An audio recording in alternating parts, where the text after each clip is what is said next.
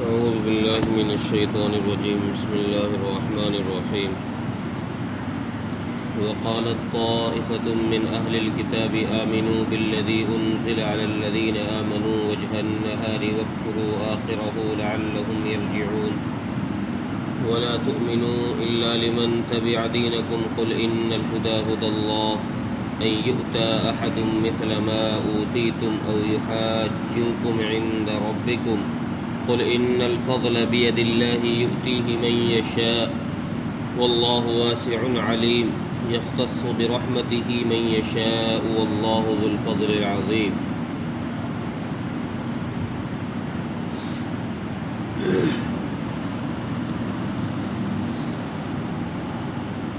ان آیتوں میں بھی یہودیوں کے مکر و فریب کو بیان کیا گیا. جیسے مسلمانوں کو اسلام سے ہٹانے کے لیے یہودیوں نے بہت ساری چالیں چلی، بہت سارے ہتھ کنڈے اور حربے اپنائے. ان میں سے ایک حربہ یہ بھی تھا چونکہ اس دور میں آسمانی کتاب کا علم رکھنے والے یہی لوگ تھے یہودی. رسول اللہ صلی اللہ علیہ وسلم سے پہلے کا جو آسمانی علم تھا وہ انہی لوگوں کے پاس تھا، اور مسلمانوں کو اس بات کا علم تھا کہ یہ اہل کتاب ہیں، ان کے پاس آسمانی کتابوں کا علم ہے، پڑھے لکھے لوگ ہیں. اب کسی ان پڑھ آدمی کے لیے کسی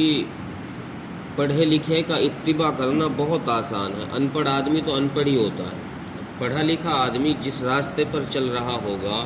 تو ان پڑھ آدمی یہ سوچے گا کہ یار یہ پڑھا لکھا بندہ ہے، اس کو صحیح علم ہوگا، یہ صحیح راستے پر ہی چل رہا ہے، میں تو پھر بھی غلط ہو سکتا ہوں. اس لیے اس کی اتباع انسان کر لے گا، چلو یار میں بھی اسی راستے پر چلتا ہوں. تو ان یہودیوں نے یہ چال چلی کہ ایسا کرو، مسلمانوں کو اسلام سے روکنے کے لیے یہ حربہ استعمال کرو کہ جو کچھ مسلمانوں پر نازل کیا گیا یعنی قرآن کریم، تم ایسا کرو صبح کے وقت تو اس پر ایمان لے آیا کرو. صبح دن کے شروع میں تو یہ کہا کرو کہ بھئی ہم بھی مسلمان ہیں، ہم قرآن پر ایمان لے کر آئے ہیں. اور جو ہی دن کا آخری حصہ آئے، سورج گھوم کر جب شام کو چھپنے کے قریب ہو تو تم یہ اعلان کر دیا کرو کہ ہم مسلمان نہیں ہیں، ہم تو یہودی ہیں. اس سے فائدہ کیا ہوگا؟ اس سے فائدہ یہ ہوگا کہ چونکہ تم لوگ اہل علم ہو، پڑھے لکھے ہو، مسلمان یہ سوچیں گے کہ بھئی یہ پڑھے لکھے لوگ ہیں، ہو سکتا ہے انہوں نے اپنی کتابوں میں غور کیا ہو، اپنی کتابوں کا مطالعہ کیا ہو، اپنے علماء سے مشورہ کیا ہو، اور پھر اس مطالعے کے بعد، کتابیں پڑھنے کے بعد، علماء کے مشورے کے بعد یہ بات واضح ہو گئی ہو کہ بھئی یہ اسلام جو ہے یہ مذہب غلط ہے، صحیح مذہب نہیں ہے، اس لیے انہوں نے چھوڑ دیا اس کو. چونکہ اگر ان کے پاس علم نہ ہوتا تو یہ اس پر عمل کر لیتے، چونکہ یہ مسلمان تو ہو گئے تھے، ایمان لے آئے تھے دن کے شروع میں. اب جو شام کو انہوں نے اس کا انکار کیا ہے تو اس کی وجہ یہ ہے کہ بھئی یہ اہل علم لوگ ہیں، ان کے پاس کوئی دلیل مل گئی ہوگی ان کو کتاب میں کہ اسلام کمزور مذہب ہے، بے بنیاد مذہب ہے، اس لیے اس کو چھوڑ دو، اس لیے انہوں نے چھوڑ دیا ہے. تو اس طریقے سے کرنے سے مسلمانوں کے دل میں ایک شک پیدا ہو جائے گا، مسلمانوں کے دل میں ایک شک پیدا ہو جائے گا کہ یار ہو سکتا ہے اسلام کمزور مذہب ہو، اچھا مذہب نہ ہو. اس لیے تو دیکھو یہ لوگ، ان کو کوئی ہم سے حسد تھوڑی ہے، ان کو کوئی جلن تھوڑی ہے ہم سے، ہو سکتا ہے اسلام کمزور ہو، اس لیے یہ لوگ شروع میں تو جب ایمان لے کر آ گئے تھے، لیکن ان کو جب بات کا صحیح علم ہوا ہوگا اپنے کتابوں کے ذریعے سے تو یہ لوگ واپس یہودی ہو گئے، اسلام کو چھوڑ دیا. تو ہو سکتا ہے مسلمان اس سے رک جائیں. اب قرآن کریم نے ان کے اس مکر و فریب کو، ان کی اس چالاکی کو اگلی آیت میں اور واضح کیا. جو انہوں نے یہ چال چلی کہ بھئی صبح کو ایمان لے کر آؤ، شام کو انکار کر دو، تو قرآن کریم نے یہ بات صاف کی ہے کہ یہ ان کی چال جو ہے، یہ مکر یہ ہے، یہ مکر صرف ان کا ظاہری مکر ہے، یہ مسلمانوں کو نقصان پہنچانا چاہتے ہیں، حالانکہ یہ لوگ سچے دل سے ایمان نہیں لے کر آ رہے، جھوٹے دل سے صرف ایمان لے کر آ رہے ہیں۔ اور یہ بات یہودی خود اپنے لوگوں میں کہا کرتے تھے کہ دیکھو تم جو ایمان لے کر آؤ مسلمانوں کی کتاب پر تو سچے دل سے مت کہنا کہ بھئی ہم ایمان لے کر آ گئے، بس اوپر سے زبان سے کہنا، اندر میں اہل کتاب کا ہی علم رکھنا ہے۔ ایسا نہ ہو کہ تم سچ مچ میں ہی مسلمانوں کی کتاب پر ایمان لے کر آ جاؤ۔ صرف مسلمانوں کو دھوکہ دینے کے لیے تمہیں زبان سے اقرار کرنا ہے کہ ہم مسلمان ہیں، لیکن اندر اپنے وہی اہل کتاب اور یہودی تمہیں رہنا۔ ہاں اگر کوئی تمہارے مذہب کا آدمی، تمہاری اتباع کرنے والا، تمہارے دین پر چلنے والا تمہیں مل جائے تو اس کو بات بتا دو، اس کو یہ بات صاف کر دو کہ بھئی ہم تو جھوٹ موٹ کے مسلمان ہو رہے ہیں،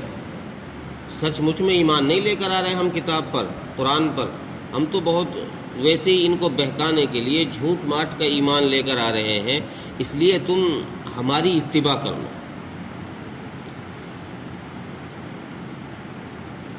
تو رسول اللہ صلی اللہ علیہ وسلم نے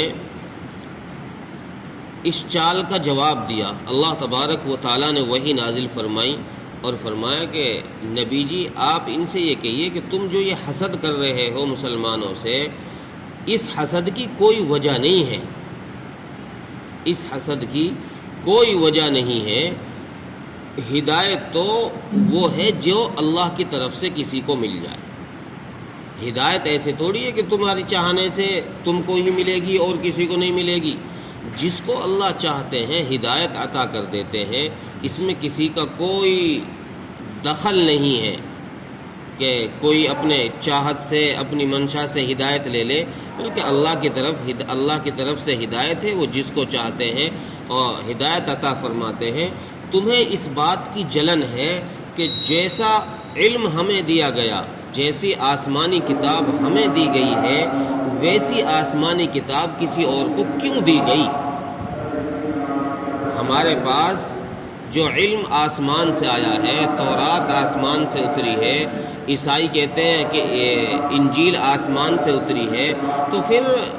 تمہارے پاس جو کتاب ہے ویسی کتاب کسی اور کو کیوں مل گئی؟ اصل جلن یہ ہے،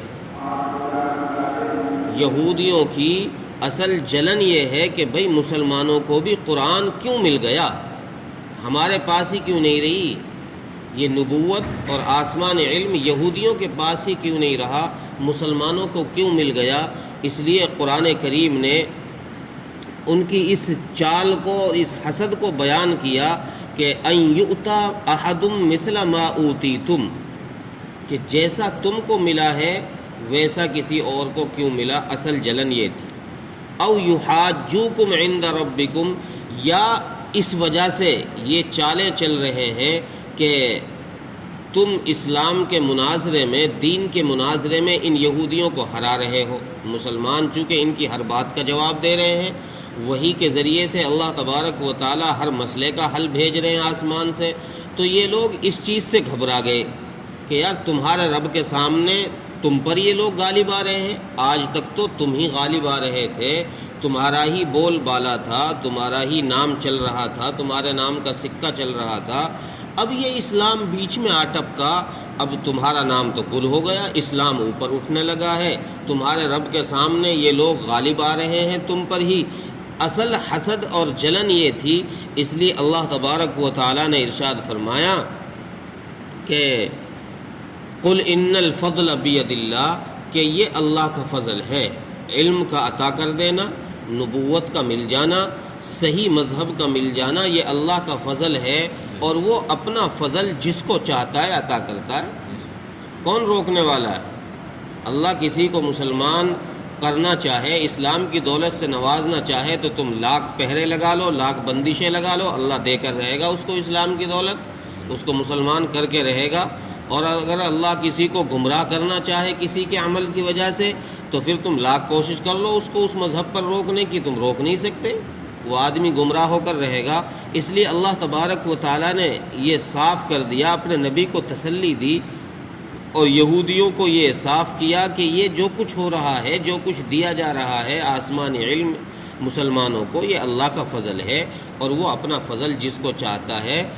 انہی کو عطا کر دیتا ہے۔ یہ کوئی یہودیوں کے ساتھ خاص تھوڑی ہے کہ بھئی تم کو ہی ملے گا، آسمانی علم تمہیں کو ملے گا، نبوت کا علم تمہیں کو ملے گا اور کسی کو مل نہیں سکتا۔ یہ تو اللہ کی طرف سے ہے، اس نے ارادہ کر لیا ہے ان کو دینے کا تو ان کو دے رہے ہیں۔ اور اللہ جس کو اپنی رحمت کے ساتھ خاص کر لیتا ہے، جس کو چاہتا ہے بندوں میں سے، چاہے وہ کالا ہو، گورا ہو، شہری ہو، دیہاتی ہو، جس کو اللہ چاہ لیتا ہے، جس کے اندر کوئی خوبی دیکھ لیتا ہے، اللہ اسی کو اپنی رحمت کے ساتھ خاص کر دیتا ہے کہ یہ بندہ میرا ہے۔ اللہ اس پر مہر لگا دیتا ہے، پھر اللہ اسے اپنا قریبی بنا لیتا ہے۔ اور اللہ تعالیٰ جس کو چاہتے ہیں فضل عطا فرماتے ہیں، اور اللہ تبارک و تعالیٰ بڑے فضل والے ہیں۔ ترجمہ دیکھیں، وقالت طائفة من اہل الکتاب آمنوا بالذی انزل علی الذین آمنوا وجہ النہار واکفروا آخرہ لعلہم یرجعون۔ اور بعض اہل کتاب، کچھ یہودیوں نے یہ کہا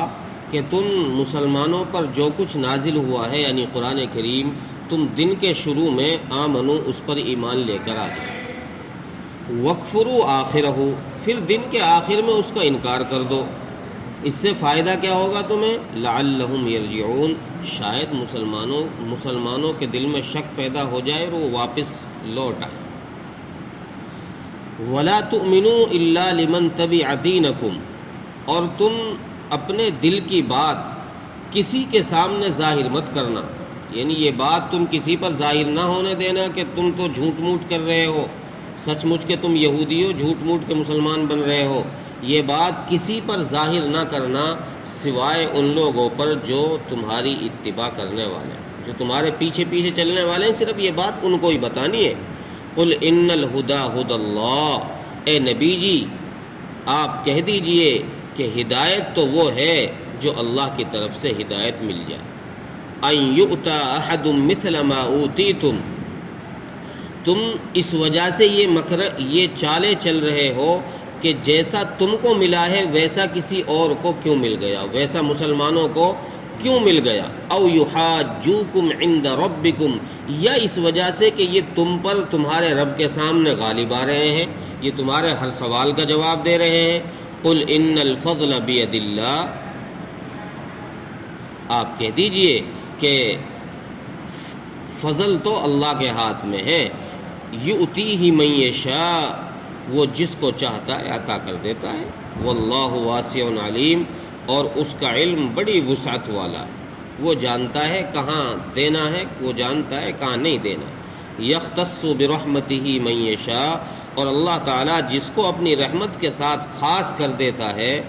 اسی کو عطا فرماتا ہے۔ واللہ ذو الفضل العظیم وہ بڑے فضل والا ہے۔ اللہ تعالیٰ عمل کی توفیق۔